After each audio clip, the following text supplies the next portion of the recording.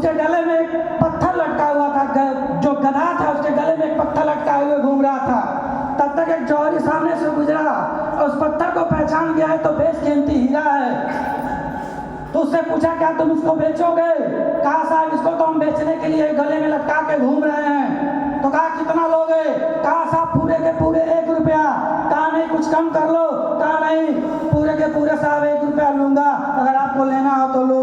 तो जौहरी के वे लगा इसको तो मालूम नहीं है बेशकीमती हीरा है, क्योंकि इसके गले में लटका के घूम रहा है, इसको तो मालूम नहीं है, पत्थर समझ रहा है। अभी जाएगा आएगा और हमको तो देगा ही देगा, हमने तो दाम लगा दिया 50 पैसा। लेकिन कुछ टाइम निकल गया, जब देखा वो बैग तो आगे निकल गया, घूम के नहीं आया। तो जौहरी को ये लगा कहीं बेशकीमती हीरा मेरे हाथ से निकलता न जाए। दौड़ता हुआ गया और दौड़ता हुआ जब गया उस बैग के पास देखा गधे के गले से वो पत्थर गायब था। तो उससे पूछा ये पत्थर क्या हुआ? कहा साहब मैंने तो बेच दिया। उसने पूछा कितने में बेच दिया? कहा साहब पूरे के पूरे मैंने 1 रुपये में बेच दिया। कहा तू बेवकूफ है, तुझे मालूम नहीं था ये बेशकीमती हीरा था और तूने 1 रुपये में पत्थर को बेच दिया। कहा साहब मुझे तो मालूम नहीं था ये बेशकीमती हीरा था, पर आपको तो मालूम था ये बेशकीमती हीरा है, फिर भी आप अटक गए आठाने में, फिर भी आप अटक गए आठाने में। दोस्त ये बेशकीमती हीरा है बिजनेस, आप जोड़ने और जड़ाने वाला बिजनेस मत समझिएगा इसको।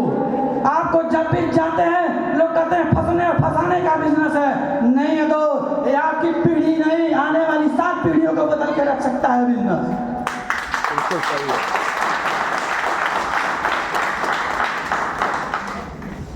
दोस्त बिजनेस करने का 2 रीजन था। बिल्कुल बिल्कुल 2 रीजन था। जहाँ मैं जॉब करता हूँ, बताया सर मैं रेलवे में जॉब करते हुए 15 जुलाई 2000 मेरा 10 साल पूरा, यानी 1 दशक पूरा हो गया। नौकरी करते हुए 10 साल पूरा हो गया।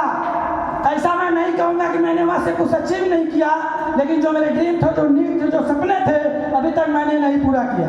मैंने एक चीज़ देखा, मैं जीवन का कैलकुलेशन बहुत सही करता हूँ। मैंने देखा जिस रास्ते में मैं चल रहा हूँ 60 साल बाद मेरी भी उम्र होगी कि नहीं होगी। इस रास्ते पे कुछ और लोग भी चल रहे हैं, इस रास्ते पे कुछ और भी लोग चल रहे हैं। जैसे उनकी 60 साल उम्र होती है, भारत सरकार कहती है आप अयोग्य हैं, आप अब किसी काम के लायक नहीं हैं, आप अपने घर चले जाइए। दोस्त मैं आपसे पूछना चाहता हूँ, अगर पैसे की जरूरत व्यक्ति को सबसे ज्यादा कब पड़ती है? क्यों? क्योंकि कोई गारंटी नहीं है जो आपके पास सुख सुविधा है। आज के दौर में आप अपने माँ बाप को कितना टाइम दे रहे हैं, तो क्या जो आपकी जनरेशन है, जो आपकी भविष्य बैठी हुई है, जो आपकी भविष्य है, क्या आपको टाइम देगा? क्या गारंटी है कि आपको टाइम देगा? और व्यक्ति 60 साल की उम्र में जब पैसे की जरूरत पड़ती है, व्यक्ति पैसा तभी देता है कि देखेगा अगर कर्जा भी देगा तो क्या उसका कर्जा देने लायक है कि नहीं है। तो मुझे लगा जब 60 साल के बाद ये लोग रिटायर होकर घर चले जा रहे हैं, उन्होंने जीवन में क्या किया?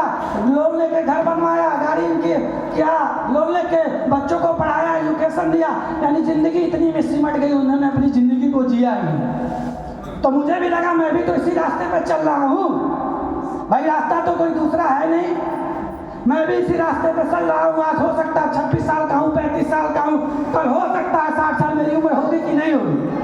तो 60 साल बाद हम भी तो रिटायर हो जाएंगे, हम भी तो वहीं चले जाएंगे।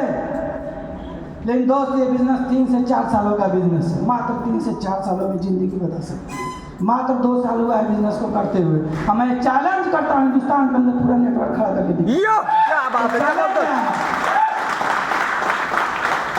और सबसे बड़ी चीज अभी देखिए, एक हमारे बीच में आई हैं मुंबई से पूजा में, उनके लिए दोस्त एक बार जोरदार ताली होनी चाहिए।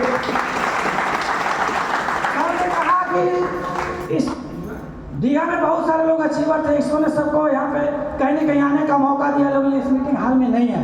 मैं के पास भी बहुत बड़ा एक्सक्यूज था, जानना चाहेंगे आप कौन सा?